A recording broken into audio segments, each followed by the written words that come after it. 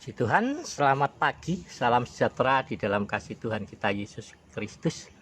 Kembali bertemu saya di pagi hari ini dalam sapaan pagi yang menyegarkan jiwa. Dan saya mohon maaf ya, untuk kemarin saya berencana untuk menuliskan artikel atau renungan Zero to Zero di sore hari, tapi saya pulang dari Samarinda ya agak sore, dan ya badannya agak lelah sedikit begitu ya, agak capek ya. Jadi saya nggak menyelesaikan itu ya. Jadi mungkin nanti sore, siang atau sore baru saya akan menuliskan artikel untuk Zero to Zero itu ya.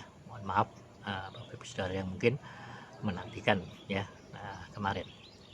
Jadi memang mungkin harus memulai kembali itu bukan sesuatu hal yang mudah gitu, sesuatu hal yang kita sudah tinggalkan, dan memulai lagi itu bukan sesuatu hal yang mudah. Itu sebabnya saya menganjurkan saudara jangan sampai berhenti dari semua aktivitas rohani kita ya, seperti membaca firman Tuhan, berdoa itu beribadah ya. Seperti karena pandemi corona ini banyak kegiatan ibadah berhenti, dan setelah diizinkan kembali ibadah, ya ada orang-orang yang mulai merasa malas beribadah karena mungkin sudah enak untuk ibadah streaming saja di rumah ya. Dan ada hamba Tuhan yang lalu mengatakan sama saja nilainya ya. Nah, tentu sama saja sebenarnya, tetapi berbeda antara persekutuan pribadi di rumah dengan di kebersamaan di dalam sebuah ruang ibadah. Itu sangat-sangat jauh berbeda ya, karena di dalam ruang ibadah itu sebenarnya, di dalam ibadah kebersamaan kita itu tujuannya adalah untuk saling menguatkan satu dengan yang lain ya, saling menguatkan, saling melayani, menunjukkan kasih kita kepada satu yang lain, yang pasti kita tidak akan dapatkan kalau kita ibadah sekedar ibadah streaming di rumah ya. Hanya pada orang-orang tertentu, tetapi saya percaya sebagai anak-anak Tuhan, Bapak Ibu Saudara selalu punya kerinduan untuk beribadah ya, baik secara pribadi, bersekutu secara pribadi dalam saat teduh bersama dengan Roh Kudus dan firman, dan juga bersama saudara-saudara seiman ya, bersama saudara-saudara seiman di dalam ruang-ruang ibadah di gereja atau dalam persekutuan-persekutuan ibadah kita yang lain. Baik, pagi hari ini saya ingin mengajak kita untuk membaca di dalam Kolose pasal yang pertama, Kolose 1 ya. Kolose 1 di dalam ayat yang ke 10 atau ayat ke-9 mulai ya sampai ayat yang ke-14 ya. Kolose pasal 1 ayat 9 sampai ayat 14. Saya akan bacakan buat Bapak Ibu Saudara.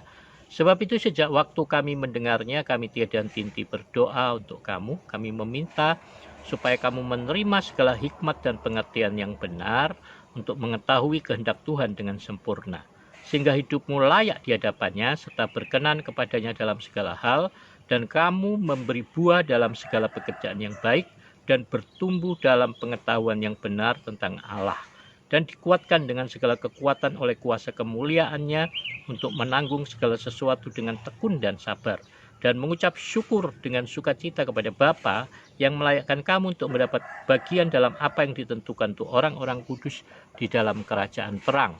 Ia telah melepaskan kita dari kuasa kegelapan dan memindahkan kita ke dalam kerajaan anak yang kekasih. Di dalam Dia kita memiliki penebusan kita, yaitu pengampunan dosa. Ya, puji Tuhan. Bapak Ibu Saudara, saya sering katakan bahwa saya ini nggak pintar berdoa. Dalam arti saya nggak bisa merangkai kata-kata kritis. Dan memang saya tidak pernah berdoa dalam arti meminta begitu kepada Tuhan. Ya, meminta sesuatu. Kenapa? Karena saya terlalu percaya Bapa menyediakan setiap kebutuhan hidup saya. Dan doa saya itu hanya satu sebenarnya.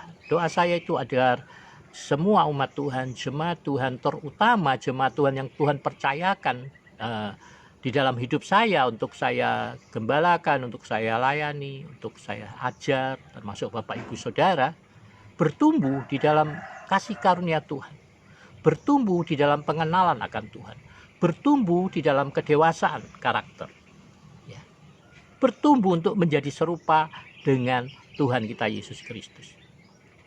Itulah yang menjadi harapan dan kerinduan saya. Itulah keinginan terbesar dalam hidup saya.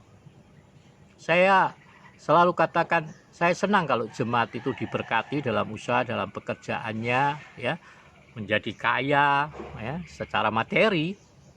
Saya senang. Tetapi itu bukan kesenangan utama buat saya. Ya, saya akan sangat bersuka cita saat melihat saudara bertumbuh di dalam pengenalan akan Tuhan. Saat saudara bertumbuh di dalam kasih karunia Tuhan. Saat hidup saudara berbuah, menjadi saksi, menjadi berkat di tengah keluarga, di tengah masyarakat. Saya bukannya tidak senang melihat orang beribadah. Tetapi kalau orang beribadah bertahun-tahun dan tidak mengalami pertumbuhan rohani, bertahun-tahun karakternya nggak pernah berubah, bertahun-tahun hidupnya tetap tidak menjadi berkat, tetap hanya jadi batu sandungan untuk orang lain, maka saya nggak senang dengan hal seperti ini. Terus terang saja ya. Nah, jadi saya senang ketika mendengar saudara-saudara yang mendapatkan tantangan, mendapatkan masalah, mendapatkan kesulitan, kesukaran. Bukan senang karena mereka mengalami kesulitan, tidak. Tetapi saya senang, saya bersuka cita ketika melihat bagaimana mereka merespon dengan benar kehendak Tuhan. Ketika mereka dilukai, ketika mereka menyaksikan mereka dibuli, dirundung, ditekan, ditipu, dan mereka bisa merespon dengan benar seturut dengan kehendak Tuhan. Dengan memberikan pengampunan, dengan tetap beribadah di tengah kesulitan kesukaran, dengan tetap menunjukkan wajah yang penuh dengan sukacita. Ya. Maka disitulah kegembiraan saya yang sesungguhnya. Sukacita saya yang sesungguhnya. Melihat anak-anak Tuhan mengenal kasih karunia Bapaknya. Kalau kita mengenal kasih karunia Bapa, saudara, maka kita akan percaya janji-janji firman Tuhan. Firman Tuhan berkata kepada kita bahwa semua apa yang tidak pernah kita pikirkan, tidak pernah kita dengar dengan telinga, tidak pernah kita lihat dengan mata kita, bahkan tidak pernah timbul di dalam hati kita. Artinya semua kebutuhan kita Tuhan memperhatikan. Dan Tuhan akan mencukupkan.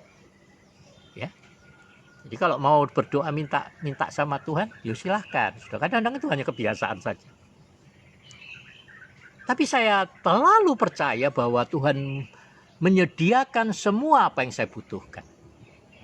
Tuhan mengetahui apa yang saya butuhkan. Maka saya percaya Tuhan pun akan menyediakannya tepat pada waktunya. Maka saya belajar untuk tidak meminta pertolongan orang. Meskipun pada saat saya meminta pertolongan.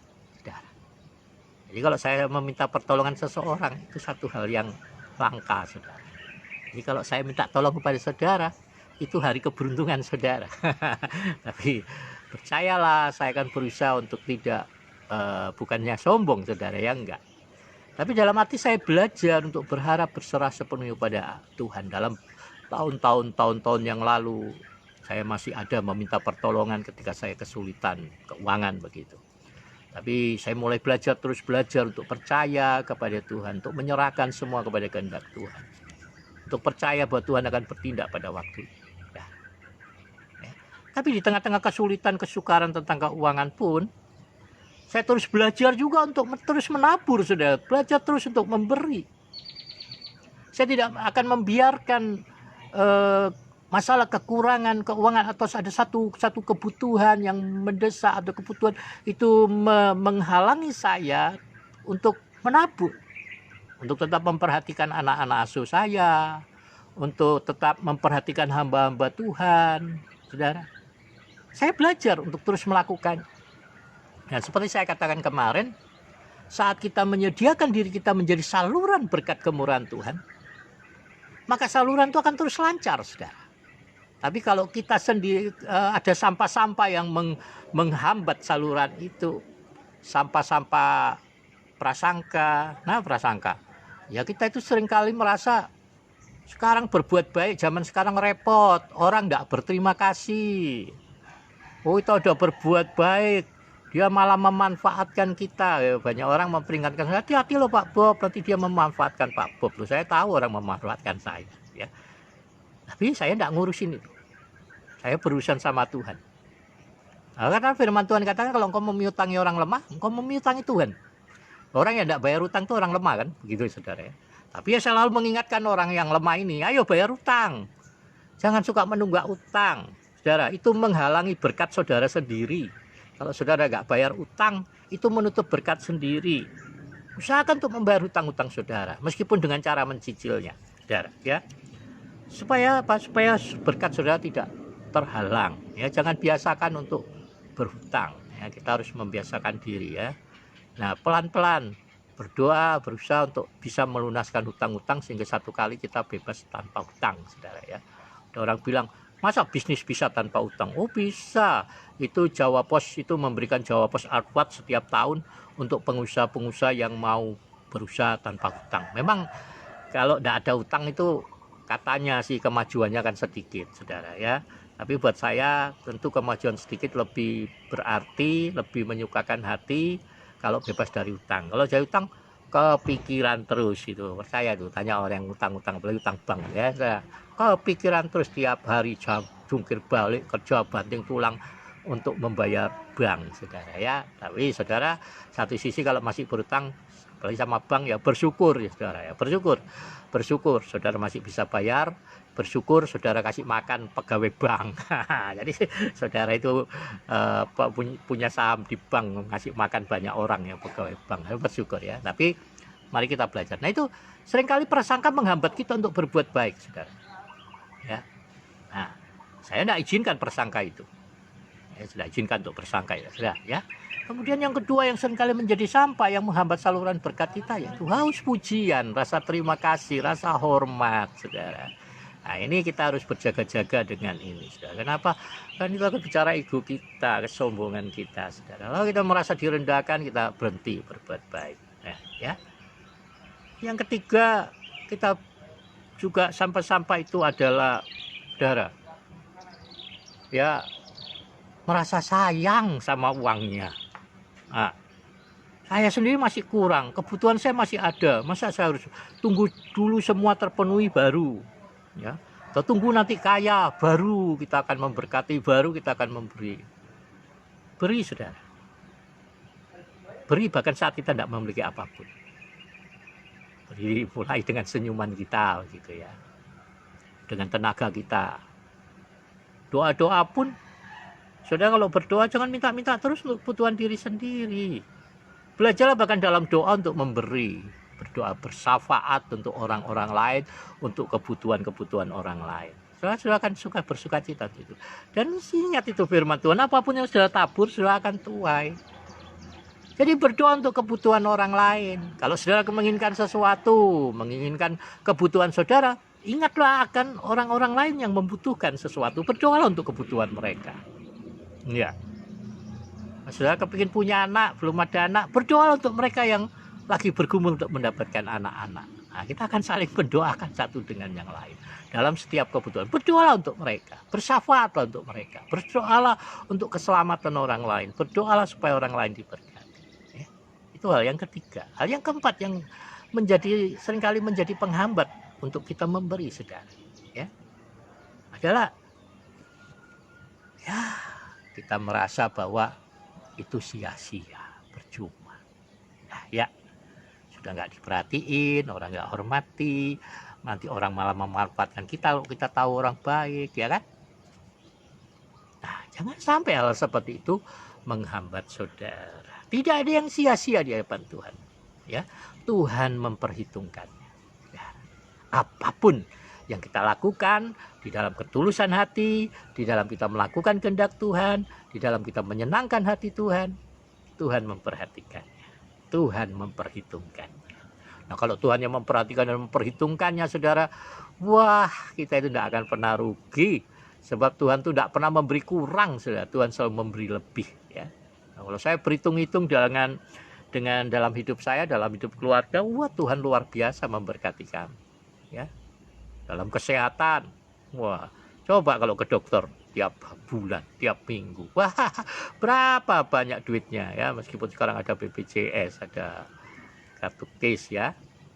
Tapi saya menikmati hari-hari yang baik bersama Tuhan, menjalani hari yang baik bersama Tuhan. Bukan berarti saya tidak ada bukan pergumulan ya, tapi tidak ada masalah-masalah. Ada banyak masalah saya ya. Hari-hari ini banyak pengeluaran ya, kayak berlomba-lomba pengeluarannya itu. Nah, memperhatikan hamba-hamba Tuhan lah, banyak saudara. Tapi saya belajar untuk tidak memikirkan hal itu. Saya selalu belajar menyerahkan segala kekhawatiran saya kepada Tuhan. Dan mempercayai bahwa Tuhan sanggup. Mempercayai bahwa Tuhan sudah menyediakan semua apa yang saya butuhkan. Nah, kalau kita mempercayai bahwa semua Tuhan sudah sediakan, Tuhan sudah mencukupkan semua kebutuhan kita, apa yang kau kerjakan?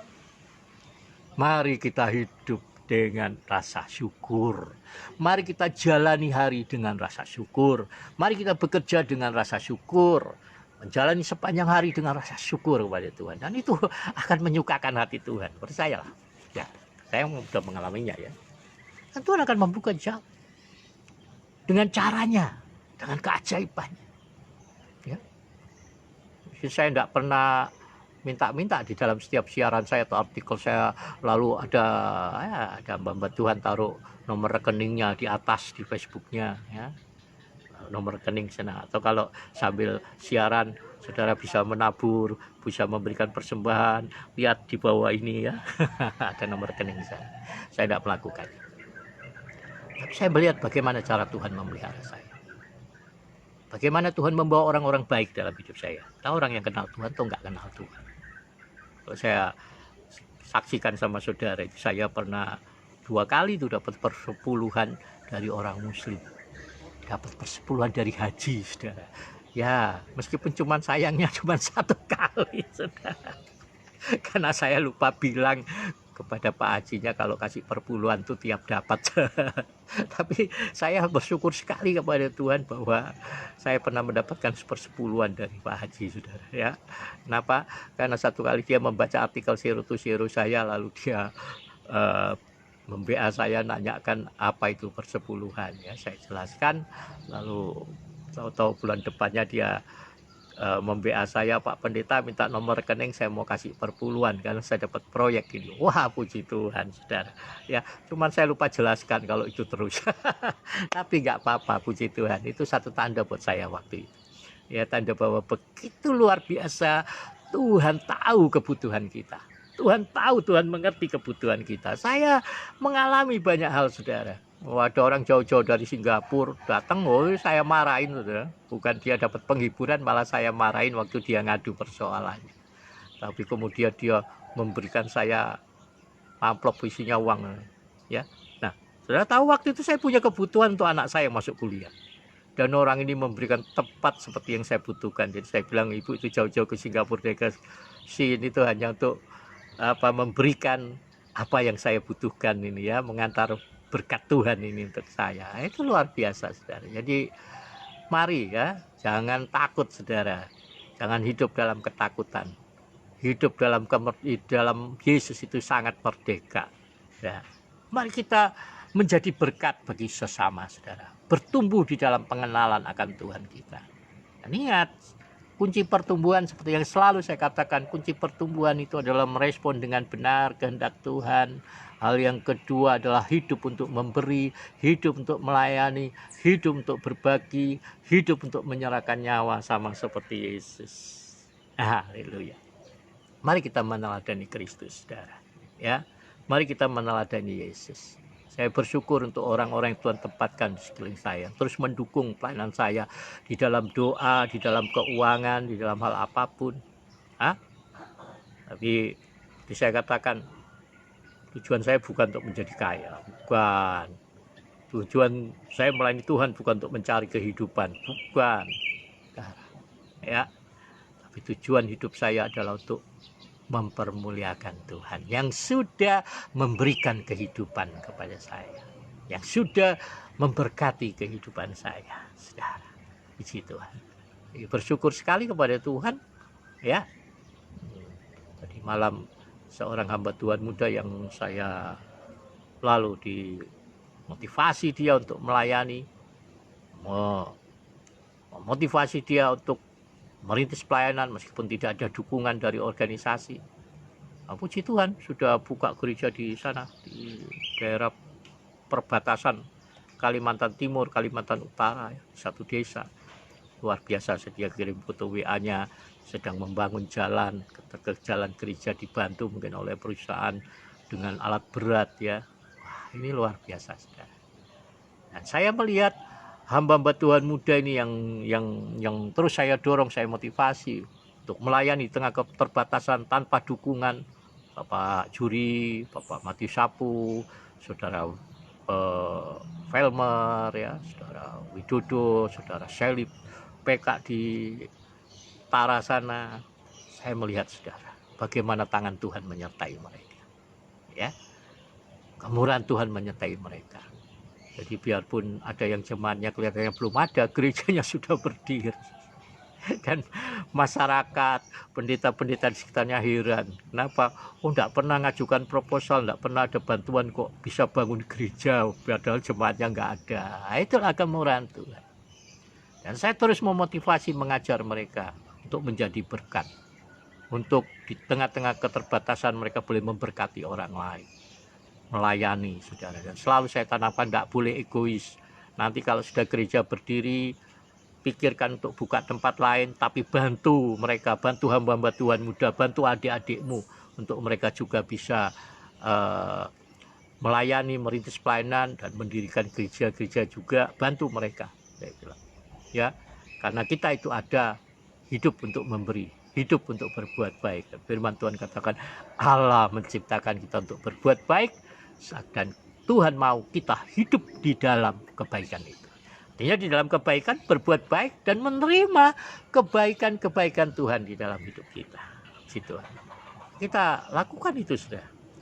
Maka kalau Tuhan datang, kita tidak akan merasa malu sama Tuhan, ya. Tuhan tuh bukan mau lihat hasilnya, saudara. Kalau pendeta itu banyak tekankan hasil, enggak. Tuhan enggak bicara soal hasil. Tuhan sebenarnya mau melihat setiap proses yang saudara nikmati di dalam hidup saudara, ya. Saya selalu katakan keberhasilan itu milik Tuhan. Tapi perjalanan itu proses bersama kita dengan Tuhan, kebersamaan dengan kita tuh bersama dengan Tuhan, pendidikan karakter kita, perubahan budi kita, itulah yang Tuhan nikmati. Sama seperti saya menikmati tumbuh kembang anak-anak saya, sama saya menikmati tumbuh kembang cucu saya. Saya melihat mereka jatuh bangun, saya melihat mereka awal kencing sembarangan aja, ya, maaf BAB-nya sembarangan juga. Cucu saya kencing di luar, awal-awal dia pertumbuhannya suruh kencing di toilet dia enggak mau. Nah, ini saya. Tapi ketika dia mulai bertumbuh lebih dewasa, lebih umurnya, dia mulai tahu harus kencing di toilet, harus cebok kalau BAB, saudara. Dia jatuh bangun, merangkak, merayap, bergulung-gulung. Sekarang sudah mulai besar, sudah mulai ngerti, dikasih tahu. Nah, ini, saudara, saya menikmati tumbuh kembang anak-anak saya. Sekarang mau menikmati tumbuh kembang cucu saya, ya. Ini anak kedua lagi hamil, kemarin saya jemput ke Samarinda itu, ya. Saya menikmati, saudara, kebersamaan dengan mereka. Demikian juga dengan Bapa kita di surga. Dia sangat menikmati kebersamaan dengan kita, menikmati tumbuh kembang kita untuk menjadi dewasa, menjadi serupa dengan Yesus. Jadi Bapak Ibu Saudara, bersukacitalah senantiasa di dalam Tuhan. Hari ini engkau akan menikmati semua kebaikan dan kemurahan Tuhan, ya. Hari ini kemanapun kau pergi, engkau akan beruntung. Setiap usaha pekerjaanmu akan berhasil.